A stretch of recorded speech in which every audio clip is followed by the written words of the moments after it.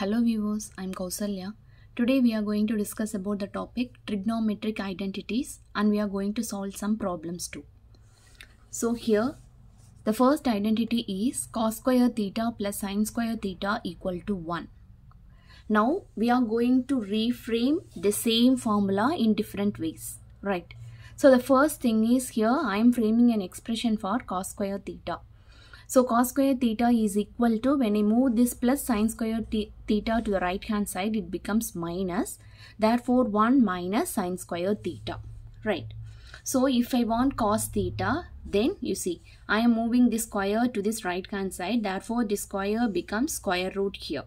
So cos theta is equal to square root of 1 minus sin square theta. Similarly, when you need sin square theta, we are going to move this cos square theta to the right hand side. Therefore, the sin square theta is equal to 1. This plus cos square theta will become minus cos square theta. Right. Again, if I need sin theta, then sin theta is nothing but square root of 1 minus cos square theta. Right. So, once you are strong with this basic formula, then you can modify according to the type of problem. Right. Now the second identity is 1 plus tan square theta is equal to secant square theta. Right. So again frame expressions for tan square theta as well as for secant square theta. So secant square theta, it is directly given. Therefore first we frame for tan square theta. So tan square theta is nothing but, when you move this plus 1 to the right hand side, it becomes minus 1. Therefore, tan square theta is equal to secant square theta minus 1. And again, if you need tan theta, which is nothing but square root of secant square theta minus 1. Right. And again, if you need secant theta, right, just secant theta is nothing but square root of 1 plus tan square theta. Right. And when you move this tan square theta to the right hand side, that is secant square theta minus tan square theta is equal to 1. Right. Again, for a single identity, we can frame it in 4 different ways. Right. Now, the third identity is 1 plus cot square theta is equal to cosecant square theta. So, the same way, cot square theta is nothing but, when you move this plus 1 to the right hand side, it becomes minus 1. Therefore, cosecant square theta minus 1. Right. So cot theta is nothing but square root of cosecant square theta minus 1. And again, when you move this cot square theta to the right hand side, cosecant square theta minus cot square theta is equal to 1. And again, you see from this expression, if you want cosecant theta, it is nothing but square root of 1 plus cot square theta. Right. We have one identity. Based upon this identity, we are framing it in 4 different ways. Okay, this is the thing for all the 3 identities. So, the main key identities are cos square theta plus sin square theta equal to 1, and 1 plus tan square theta equal to secant square theta, and 1 plus cot square theta equal to cosecant square theta. Right. Here there is an example. Right. What is the use of these trigonometric identities? You see here we can find the trigonometric ratios using these identities. So as you all know, what are all the trigonometric ratios? It is nothing but sin, cos, tan, cosecant, secant and cot. Right. So in this example, you see the value of tan A is 1 by root 3. Find the other trigonometric ratios.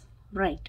So here the thing is, you see, we can find the other trigonometric ratios by just drawing the triangle and finding the other side, right? You see tan A is nothing but opposite by adjacent, right? With the help of these 2 things, you can find the value of hypotenuse and you can solve. Okay, that is one method. But here with the help of these identities, how we can find the other trigonometric ratios is the key thing here, right?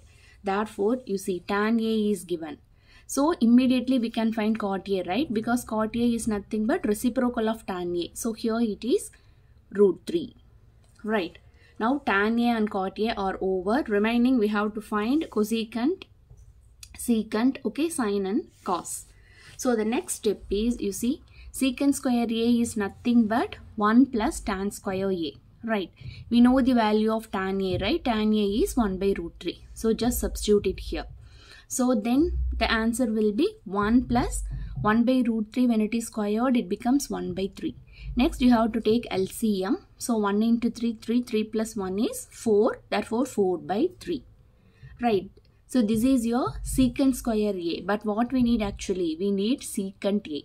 So just take square root. Okay. Square root of 4 is 2. And square root of 3 is again simply square root of 3. So we had now find secant A. So whenever the secant A is found, we can easily find cos A, right? Because they are reciprocal to each other. So cos A is nothing but it is root 3 by 2. Right. So this is your cos A. Now the next thing is we have to find the sine and cos, right? So here we are already having cos. So we can easily find sine. Then we can find the cosecant values. So we are using the identity sine square A plus cos square A is equal to 1. So sine square A is 1 minus cos square A. So here we have the value of cos A.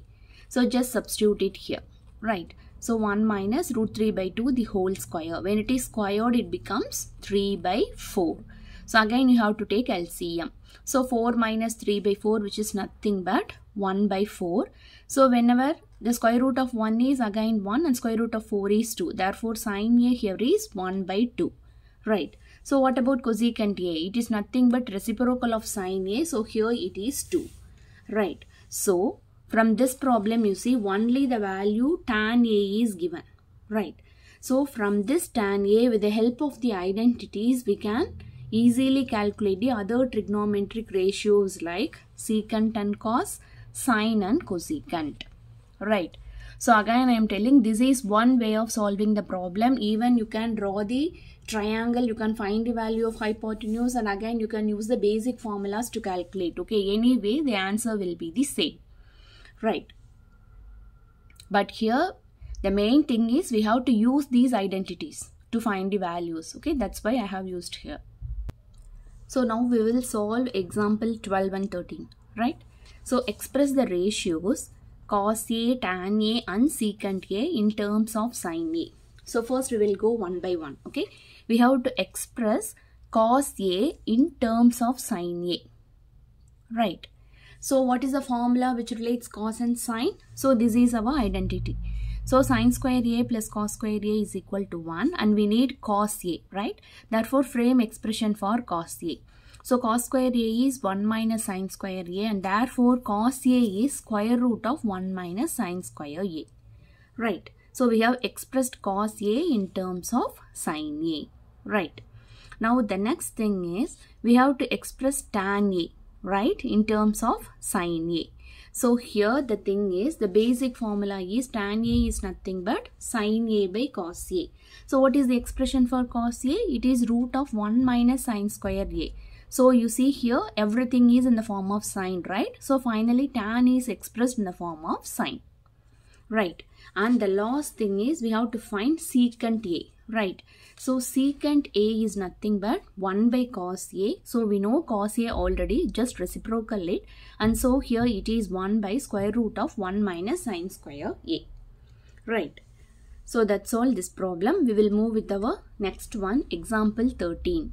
So here the problem is prove that secant A into 1 minus sine A into secant A plus tan A is equal to 1. Anyway, here we have to, the final answer is 1 here. Right. So, you see, here the secant A is modified as 1 by cos A. This 1 minus sine A remains as such.